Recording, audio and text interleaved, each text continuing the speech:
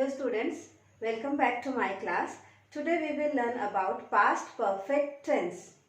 Past perfect tense को अगर हम present perfect tense के comparison में पढ़ें तो it would be very easy. याद कीजिए हम present perfect tense में sentences कैसे बनाते हैं. मैं नाश्ता कर चुका हूँ. कोई काम जो इस समय तक खत्म हो चुका है. उसी तरीके से अगर हम उसको चुका हूं की जगह पर चुका था कर दें, मैं नाश्ता कर चुका था, तब वो पास्ट परफेक्ट टेंस बन जाता है. लेकिन मैं नाश्ता कर चुका था हम कब बोलेंगे? उसे हम किसी और एक्शन के रेफरेंस में यूज करते हैं कि सुबह 9 बजे से पहले मैं नाश्ता कर चुका था, मेरे फ्रेंड के घर आने से पहले मैं नाश्ता कर चुका था. तो दो काम में से जो काम पहले खत्म हो चुका था उसे हम लिखते हैं पास्ट परफेक्ट टेंस में. दोनों ही काम भूतकाल के हैं. Suppose take the example, when we reach the station the train had left. जब हम स्टेशन पहुंचे, when we reach the station, simple past tense आप लोग पढ़ चुके हैं. देखिए सब्जेक्ट, उसके बाद मेन वर्ब का सेकेंड फॉर्म. तो ये फर्स्ट पार्ट जो है this is in simple past tense. The train had left, ये जो पोर्शन है this is in past perfect tense. तो जब हम स्टेशन पहुंचे उससे पहले एक काम खत्म हो चुका था, ट्रेन जा चुकी थी. दैट मीन्स ट्रेन के जाने का काम खत्म हो चुका था. तो भूतकाल के दो काम में से जो काम पहले खत्म हो गया था उसको हम लिखते हैं पास्ट परफेक्ट टेंस में. इसीलिए हिंदी में अगर हम इन सेंटेंसेस को बोले तो वाक्य के अंत में आता है चुका था, चुकी थी या फिर चुके थे. तो किसी भी काम के होने से पहले दूसरा काम खत्म हो चुका था. जब हम थिएटर पहुंचे फिल्म शुरू हो चुकी थी. When we reached the theater, the film had started. तो शुरू होने का काम खत्म हो चुका था. जहां पर दो काम की बात आती है तो पहले वाले काम को हम कौन से टेंस में लिखते हैं? पास्ट परफेक्ट टेंस में. Look at the second example. If he had invited me, I would have attended his party. If he had invited me, ये जो had आपको दिखाई दे रहा है ये पास्ट परफेक्ट टेंस है. अगर वह मुझे इनवाइट किया होता तो मैं उसकी पार्टी में जाता. यहाँ पर ये वाक्य जो है कंडीशन बता रहा है. कंडीशनल सेंटेंसेस में हम इसके बारे में और पढ़ेंगे कि जहाँ पर किसी वाक्य में कंडीशन होता है, थर्ड टाइप का कंडीशन, वहां हम पास्ट परफेक्ट टेंस में लिखते हैं कि कोई काम जो खत्म हो चुका है उसके बाद हम सोचें कि अगर ऐसा होता तो ऐसा हो गया होता. तो वो काम खत्म हो गया, अब वो बुलाया होता तो मैं पार्टी में जाता, लेकिन उसने मुझे नहीं बुलाया और मैं पार्टी में नहीं गया. अब बाद में हम उसके बारे में सोच रहे हैं. तो इन वाक्यों में भी हम पास्ट परफेक्ट टेंस का प्रयोग करते हैं. लेकिन चलिए सबसे पहले देखते हैं how to make sentences in past perfect tense. Let's take a simple example. I had finished my homework. मैंने अपना होमवर्क खत्म कर लिया था या फिर मैं अपना होमवर्क खत्म कर चुका था. अब इस सेंटेंस को हम कब बोलेंगे? किसी न किसी पॉइंट के पहले. जस्ट लाइक कि जब टीचर क्लास में आई तब तक मैं अपना होमवर्क खत्म कर चुका था, या फिर कॉलेज जाने से पहले मैं अपना होमवर्क खत्म कर चुका था. तो when the teacher came to the class I had finished my homework. तो ऐसे वाक्यों में हम पास्ट परफेक्ट टेंस का प्रयोग करते हैं. या फिर हम ये बताएंगे कि किसी समय तक, आई had finished my homework before 9 AM. सुबह 9 बजे से पहले मैं काम खत्म कर चुका था. तो पास्ट में किसी भी पॉइंट से पहले वो काम खत्म हो चुका था. That is past perfect tense. The structure will B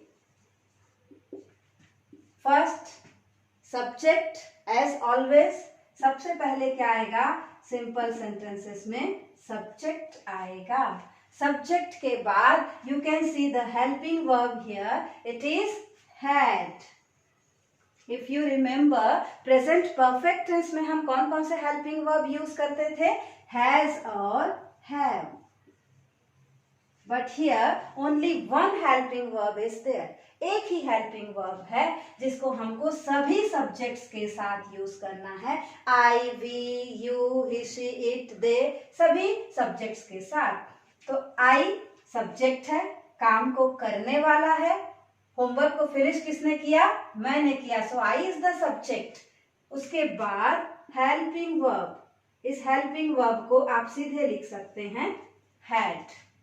उसके बाद मेन वर्ब जो है that will be in the which form?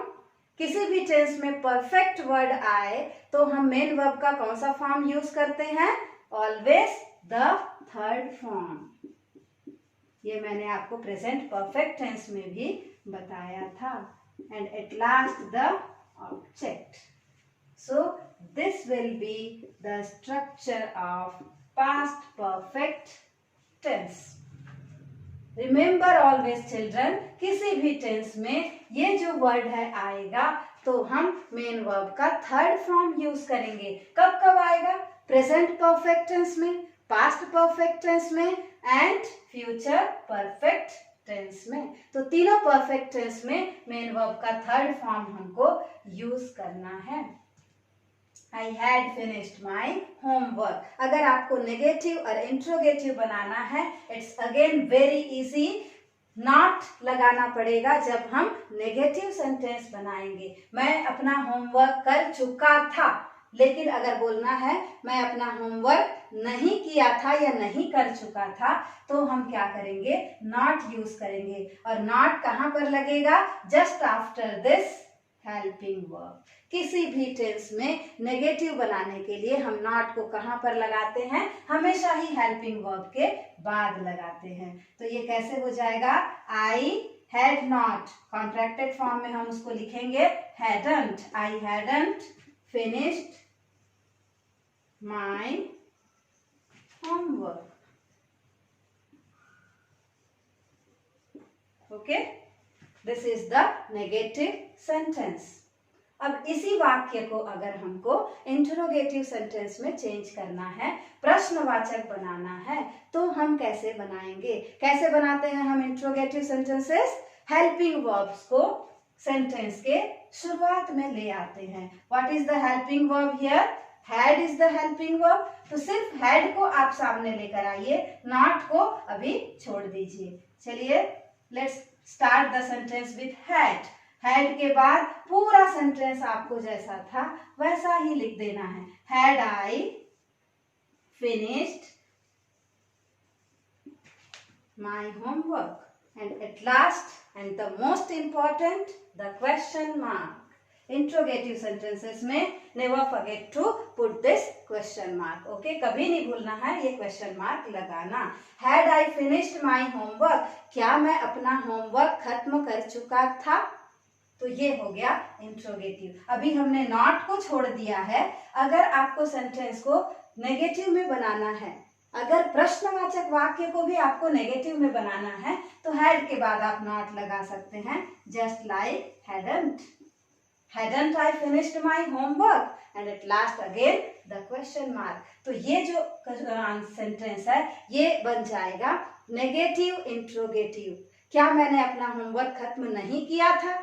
तो इसे हम बोलते हैं नेगेटिव इंट्रोगेटिव. सी चिल्ड्रन, एक वाक्य के ये 4 प्रकार हो सकते हैं. दिस इज पॉजिटिव और assertive sentence. This one is negative. यहाँ पर नॉट लगा है तो ये नेगेटिव है.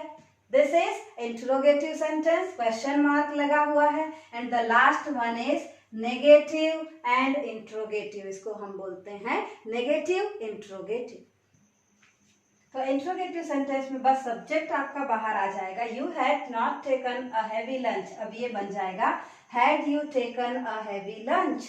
नेगेटिव इंट्रोगेटिव जब बनाएंगे तो क्या करेंगे? हैडंट. हैड में आपको नॉट लगा देना है. Hadn't you taken a heavy lunch. क्या तुमने लंच अच्छे से नहीं लिया था? ये बन गया negative interrogative. Hope the whole concept is clear to you now. अगर अभी भी आपको कोई डाउट है, you can ask in the comment section. Okay, thank you.